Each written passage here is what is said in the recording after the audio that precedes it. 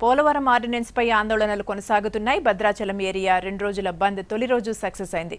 రోడ్లపై ధర్నాలు, రాస్తారోకోలు చేశారు గిరిజనులు. ఇక నుంచి ఉద్యమం ఉధృతం చేస్తామని హెచ్చరిస్తున్నారు అడవి బిడ్డలు.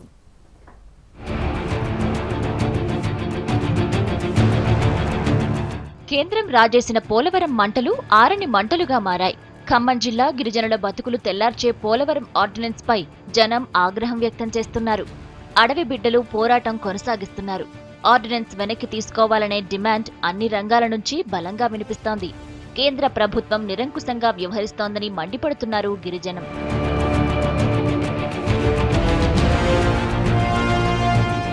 ఆర్డినెన్స్ కి వ్యతిరేకంగా కొనసాగుతున్న 2 రోజుల బంద్లో తొలి రోజు బంద్ సక్సెస్ అయింది.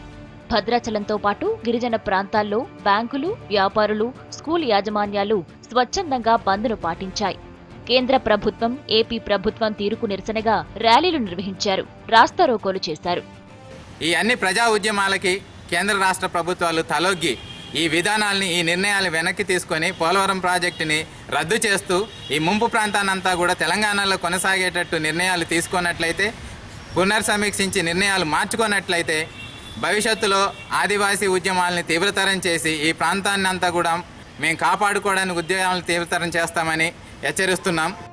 రేపటి నుంచి ఈ నెల 7 వరకు 72 గంటల పాటు ఆంధ్ర బస్సులు నిలిపివేయాలని పోలవరం ప్రాజెక్టు వ్యతిరేక కమిటీ అఖిల పక్షాలు పిలుపునిచ్చాయి.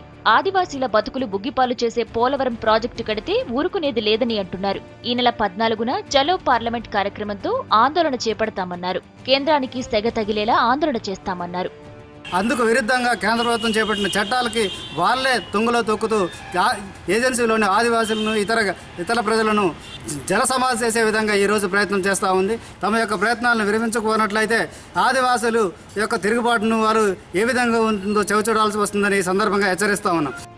ఇకనైనా కేంద్ర ప్రభుత్వం ఆర్డినెన్స్ విషయంలో వెనక్కి తగ్గాలని కోరుతున్నారు గిరిపుత్రులు. లేదంటే ఆందోళన ఉధృతం చేస్తామని హెచ్చరిస్తున్నారు.